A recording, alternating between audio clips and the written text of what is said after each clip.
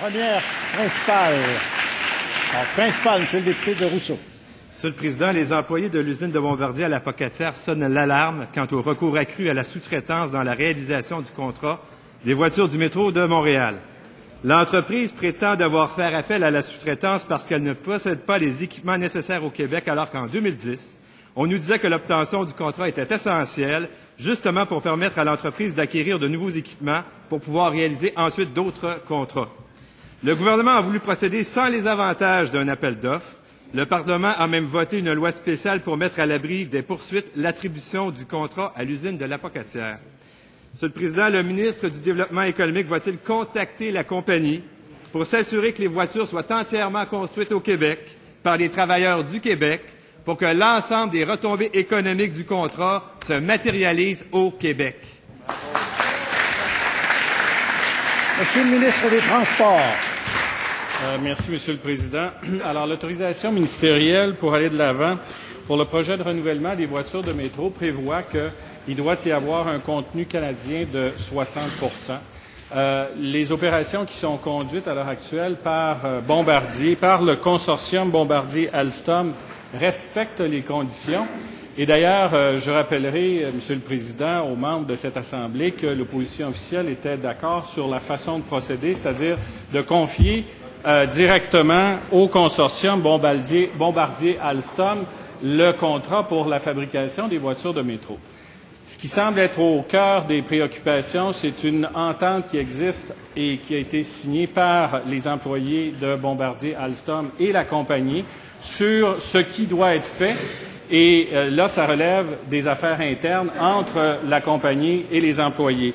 Pour le reste, Monsieur le Président, l'entente qui est au cœur du litige n'a rien à voir avec le fait que le gouvernement ait donné directement le contrat à l'entreprise, qui crée effectivement de l'emploi sur place et qui fait en sorte qu'il y a des retombées économiques au Québec qui sont considérables. C'est même le cœur même de l'entente et de la décision du gouvernement. Première complémentaire, Monsieur le député de Kamouraska, Témiscouata. Monsieur le Président, les gens de la Pocatière et de la région se sont mobilisés pour assurer la pérennité de leur usine et le maintien des emplois dans la région. C'est le consensus auquel s'étaient ralliés le gouvernement et l'Assemblée nationale.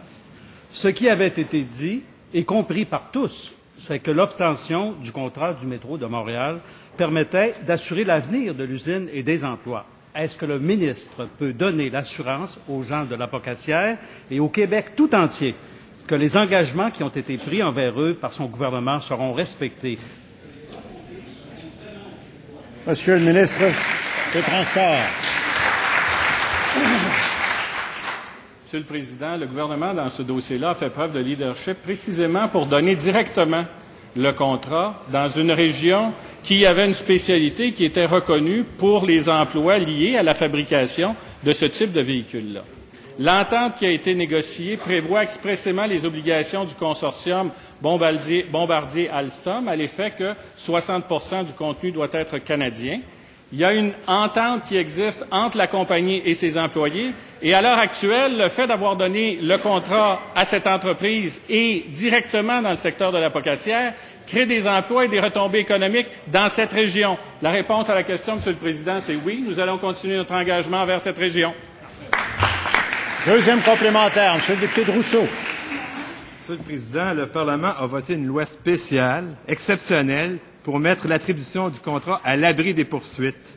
Est-ce que le ministre a fait quelque chose? Est-ce qu'il s'est arrangé pour que dans le contrat qui lie la STM et Bombardier-Alstom, il y a des engagements formels en termes d'emploi, en termes d'investissement en machinerie et en équipement? Est-ce que des clauses comme celle-là sont dans le contrat? Monsieur le ministre des Transports. Monsieur le Président, dans son préambule, le député de Rousseau indique qu'il y a eu une loi spéciale qui a été adoptée ici à l'Assemblée nationale et les conventions qui ont suivi cette loi spéciale la respectent en tout point. Il y a une obligation qui a été faite d'avoir un contenu canadien. Il y a l'entreprise, le consortium Bombardier-Alstom emploie les gens de la Pocatière. Les voitures sont fabriquées là. C'est notre engagement envers la région et nous entendons la respecter, Monsieur le Président.